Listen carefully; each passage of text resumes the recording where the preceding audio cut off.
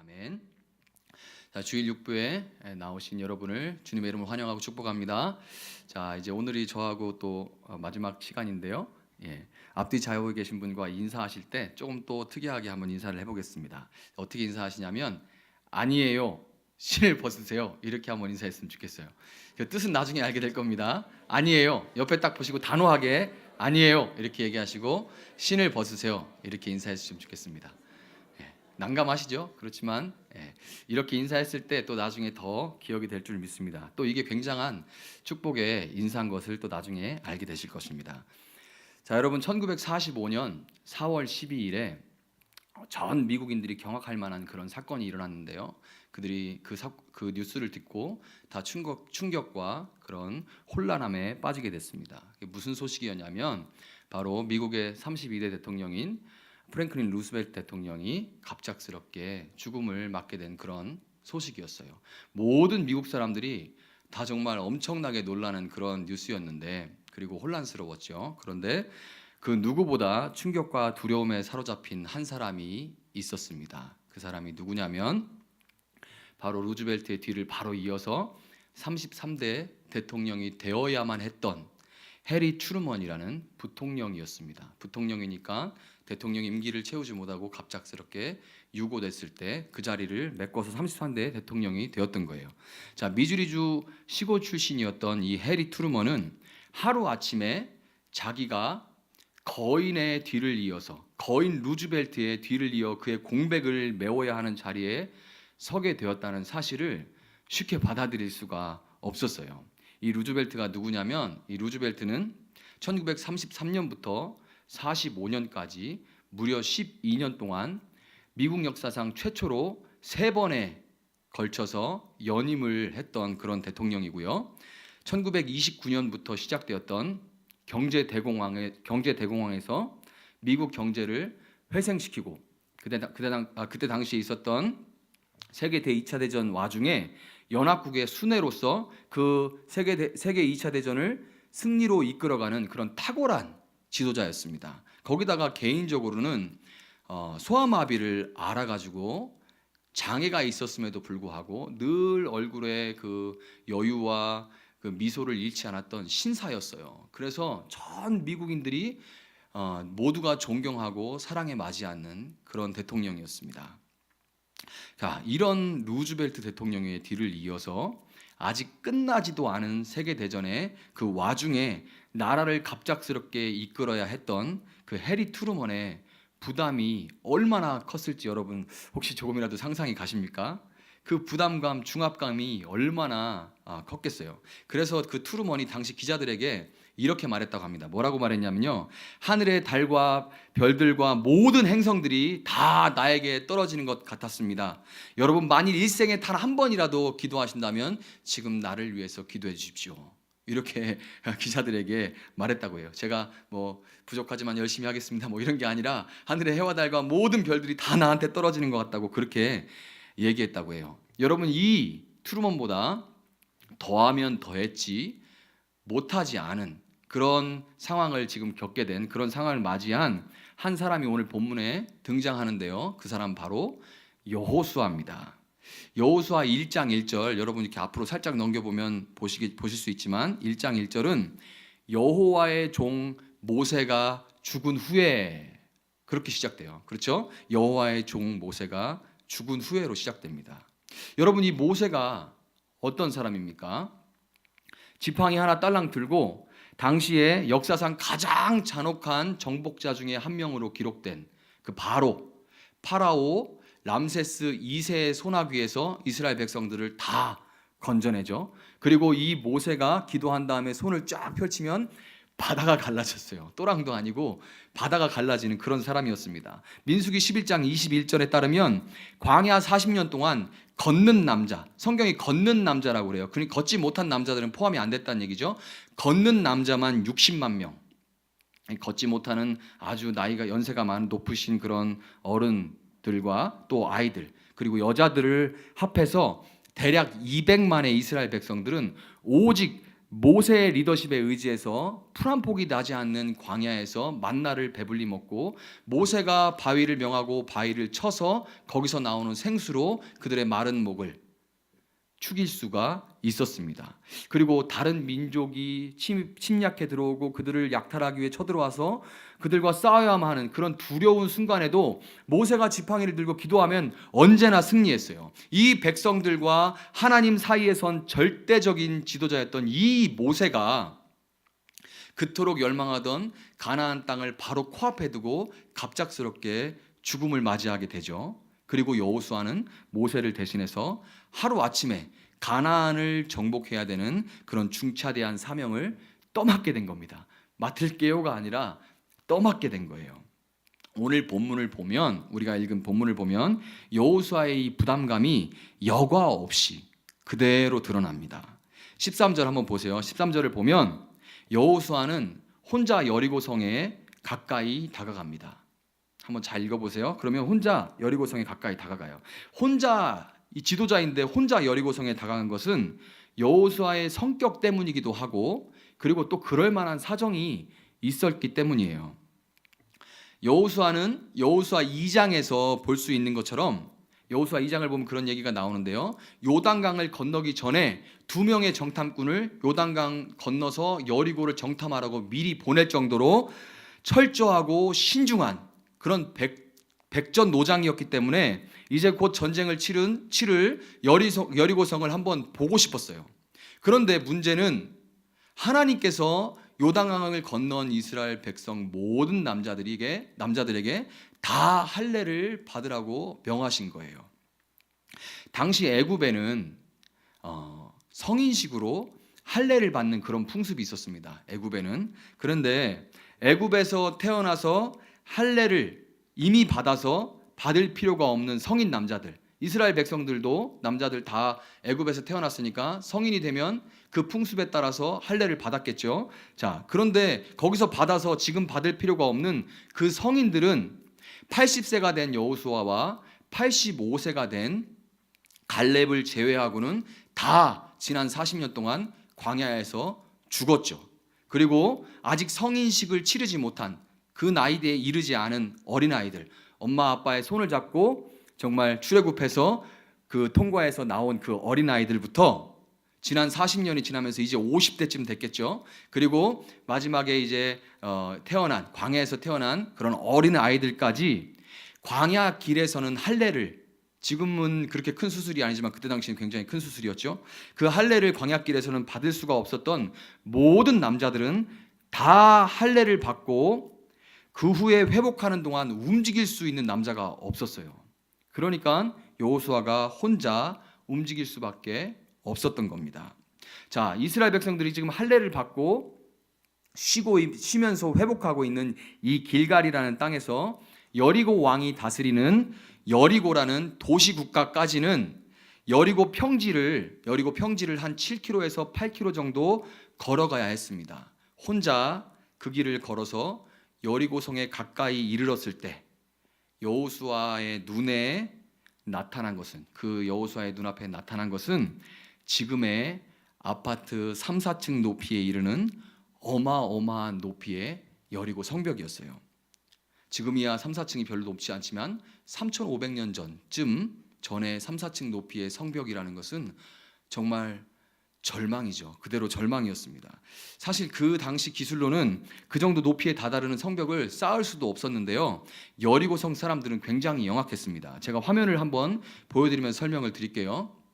자, 이게 이제 여리고성의, 여리고라는 그 도시국가, 성곽으로 둘러싸인 도시국가의 모습인데요. 여러분 잘 보면은 성벽이 2개가 돼 있죠. 다음으로 제가 좀 자세히 보여드릴게요. 다음 그림에서.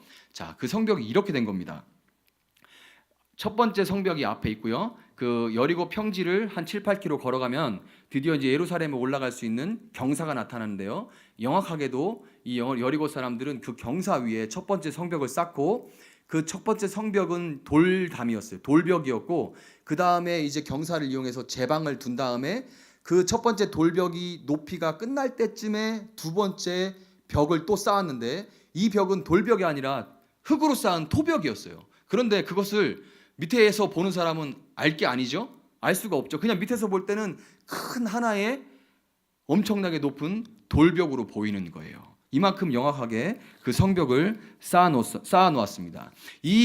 괜찮습니다. 이제 이 기가 막히는 성벽을 바라볼 때 여호수아의 머릿속에는 이스라엘 백성들의 얼굴이 하나하나 떠올랐어요. 이 절망의 벽을 보면서 자기 아들 또래, 50대쯤 됐을 자기 아들 또래, 그리고 손주 한 30, 20대쯤 됐겠죠. 그리고 증손주뻘 되는 갓난아이들, 그 아이들의 그 생명들이, 그들의 목숨이 자기의 결정과 판단 그리고 자기의 전략에 달렸다는 생각이 마음에 한번 쑥 들어오니까 생각은 꼬리에 꼬리를 물고 자꾸만 떠올랐고, 여호수아는 숨쉬기가 어려울 만큼 가슴이 답답하고, 누가 그 여호수아의 어깨에 산이라도 얹어놓은 것처럼 어깨가 너무나도 무거운 그 중압감에 사로잡히게 되었던 것입니다.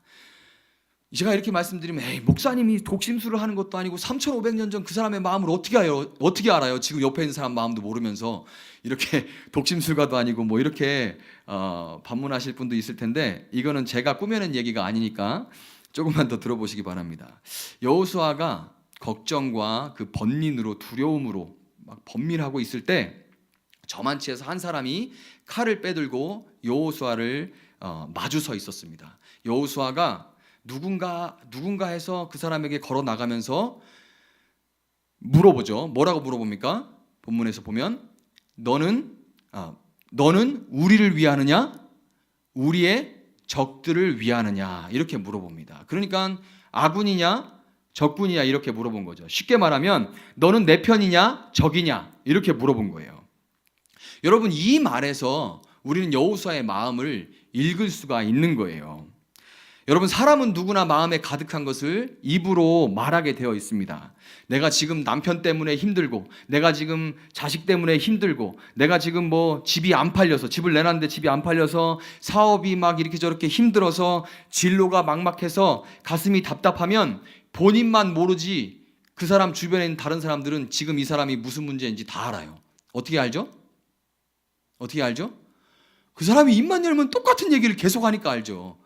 입만 열면 자식 얘기 나오고, 입만 열면 남편 얘기 나오고, 계속 똑같은 얘기를 하니까 주변 사람들은 아이고, 저 문제가 저 사람 마음에 가득하구나라는 것을 알게 되는 거죠. 여호수아는 여리고 성의 높이만큼 그 높아진 중압감 때문에 그 마음속에 자기도 모르게 이 가나안 정복이 자기의 싸움이고 자기 하기에 달렸다고 생각하게 되었던 것입니다.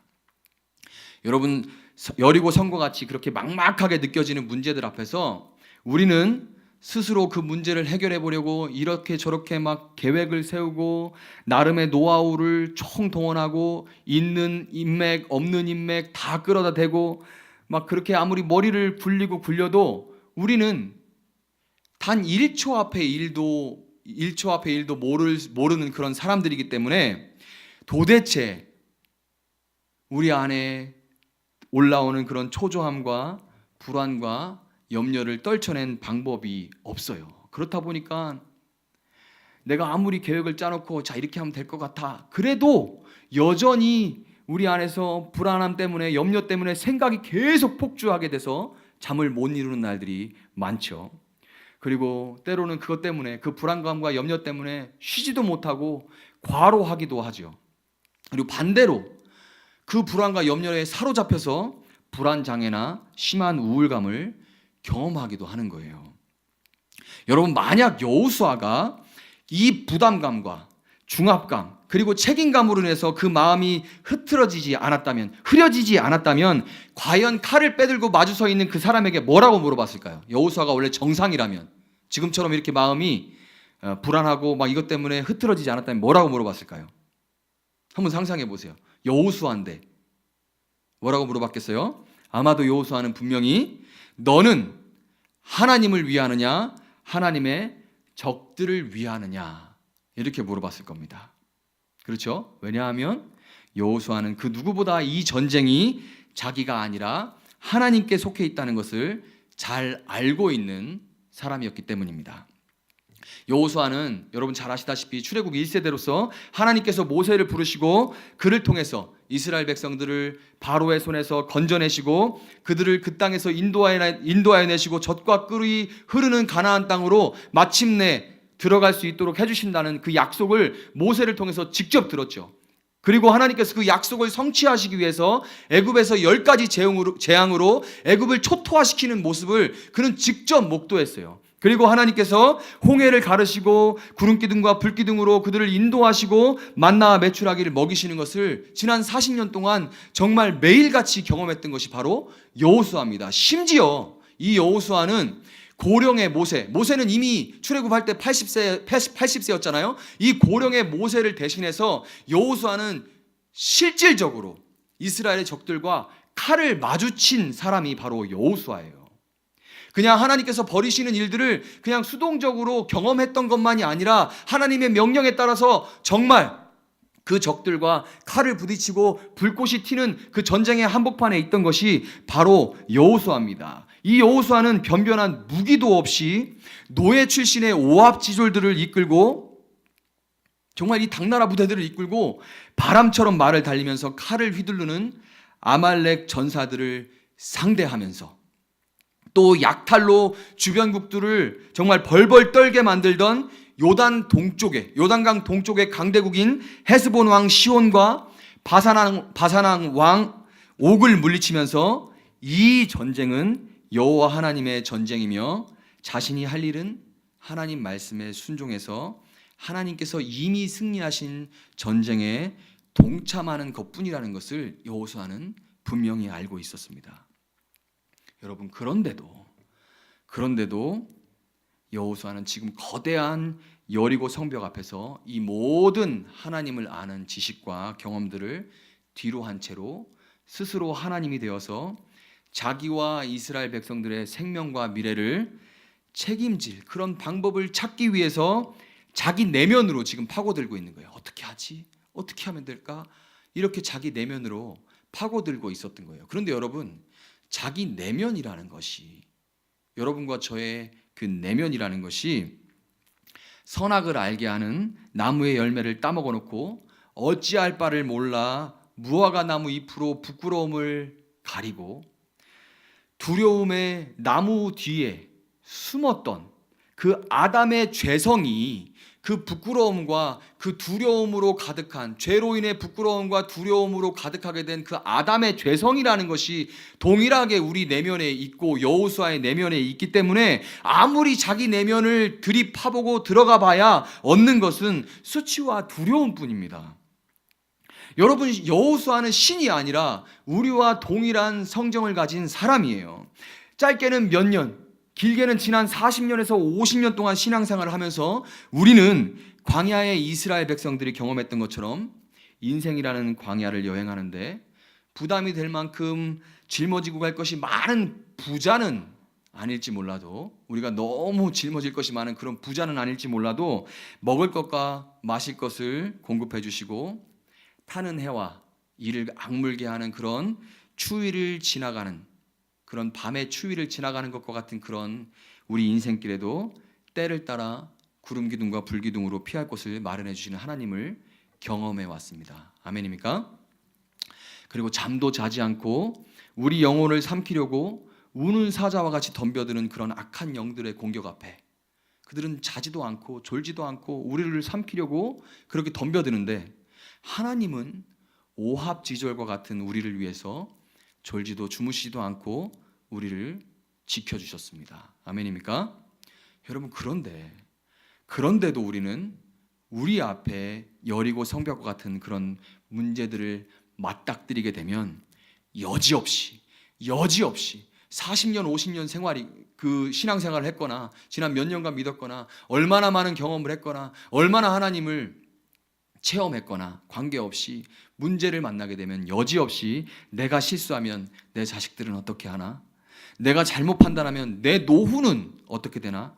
내가 전략 한번 잘못 세워서 내 사업이 끝장나면 어떻게 되나? 이런 불안과 염려의 쳇바퀴를 계속해서 돌리는 겁니다. 여러분, 본문 14절을 보면 이렇게 뼈를 마르게 하는 근심의 쳇바퀴를 돌리던 여호수아 앞에 칼을 빼들고 서 있던 사람이 뭐라고 답하나요? 칼을 딱 빼들고 서 있는 그 사람이 뭐라고 답을 해요? 아니라 나는 여호와의 군대 대장으로 지금 왔느니라 하고 답합니다. 아멘입니까? 아니라. 우리 아까 인사했죠? 아니라. 여러분, 오늘 이 아니라 하시는 말씀이 내일 일을 염려하는 여러분의 마음속에 하나님의 음성으로 들려지시기를 주님의 이름으로 축원합니다.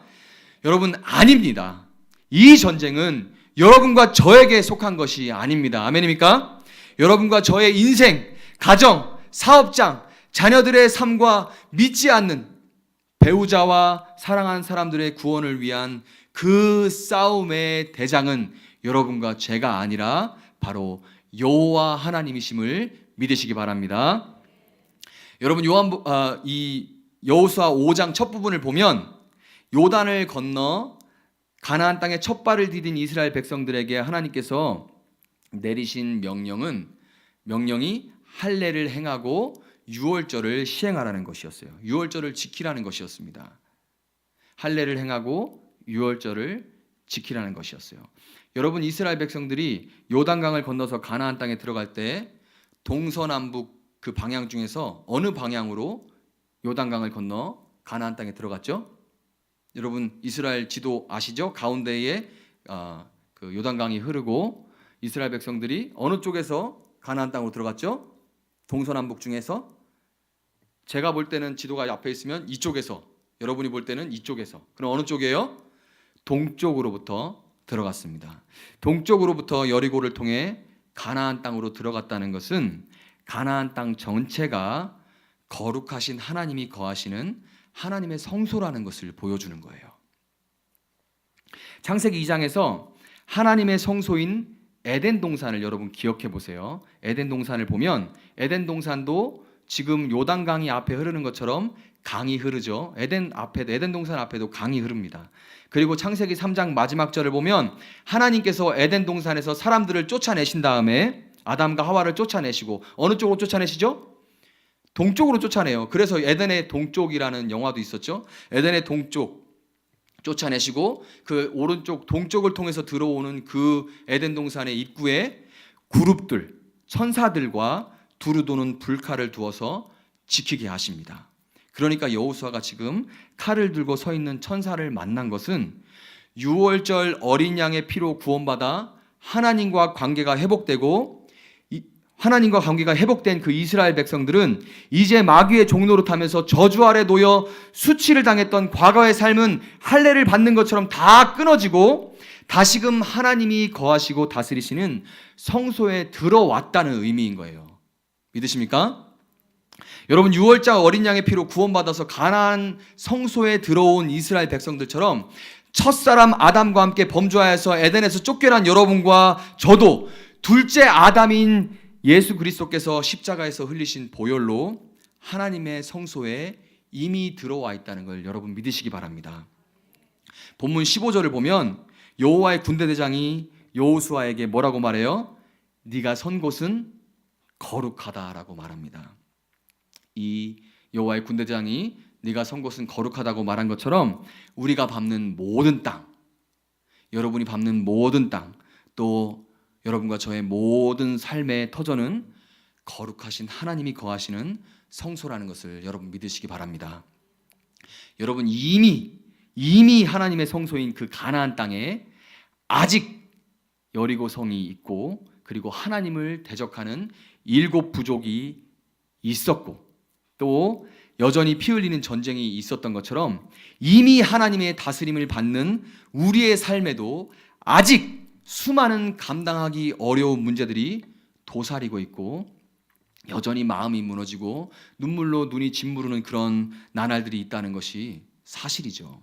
그러나 여러분, 성소에서 일어나는 모든 일들은 그게 아무리 사소한 일이라 할지라도 이렇게 사소한 일도 하나님의 일일까? 여러분, 그런 생각이 들 만큼 정말 사소한 일이라 할지라도 모두 다 성소의 주인이신 하나님의 일이고 하나님이 하나님의 때에 하나님의 방식으로 반드시 해결하신다는 것을 여러분 믿으시기를 주님의 이름으로 축원드립니다. 여러분, 그러면 이것을 정말 믿고 이걸 깨닫고 정말로 믿는다면 우리는 어떻게 반응해야 될까요? 이 사실을 정말로 깨닫고 믿는다면 우리는 어떻게 반응해야 될까요? 우리는 본문 15절이 여호수아가 그대로 행했더라, 여호수아가 그대로 행했더라라고 말씀한 것처럼 우리 발에서 신을 벗어야만 합니다. 아까 인사할 때 아닙니다, 신을 벗으세요 이렇게 인사했었죠. 이와 마찬가지로 아닌 것을 깨달았다면, 그리고 그것을 믿는다면 우리는 우리 발에서 신을 벗어야만 합니다. 여러분, 신을 벗는다는 게 어떤 의미예요? 신을 벗는다는 게 어떤 의미일까요? 많은 그런 이런저런 해석들을 저도 들어봤는데요, 신을 벗는 것의 의미는 성경이 정확하고 친절하게 가르쳐 주는데요, 룻기 4장 7절에서 이 신을 벗는 것의 의미를 친절하게 설명해 줍니다. 제가 한번 읽어 드릴게요. 룻기 4장 7절입니다.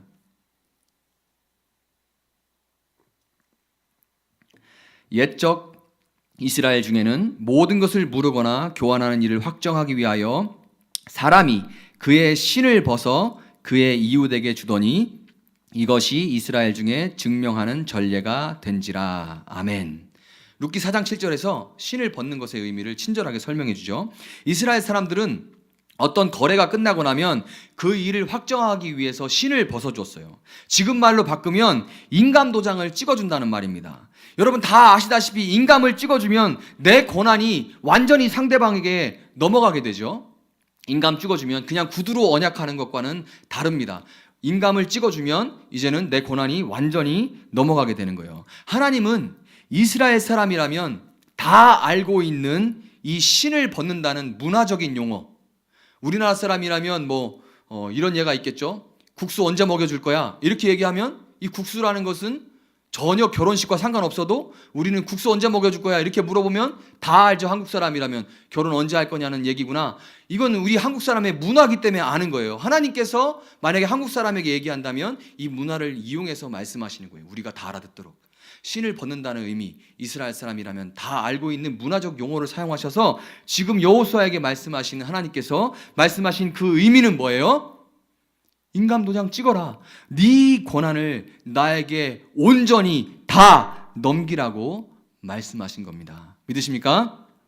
여러분, 가나안을 정복하고 그 안에서, 그 성소 안에서 살아간다는 것은 내가 말하고 하나님은 알라딘의 램프에 나오는 램프의 요정 지니처럼 내가 원할 때 나타나서 내가 말하는 대로 들어주시기를 바라며 사는 그런 삶이 아닙니다.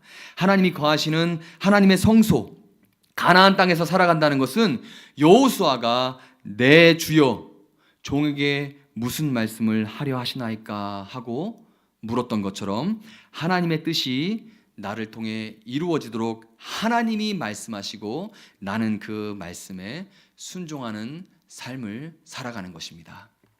여러분, 무엇이 여러분의 권한이라고 아직도 생각하고 계십니까? 무엇이 아직도 이건 내 권한이야 라고 여러분 생각하고 계십니까?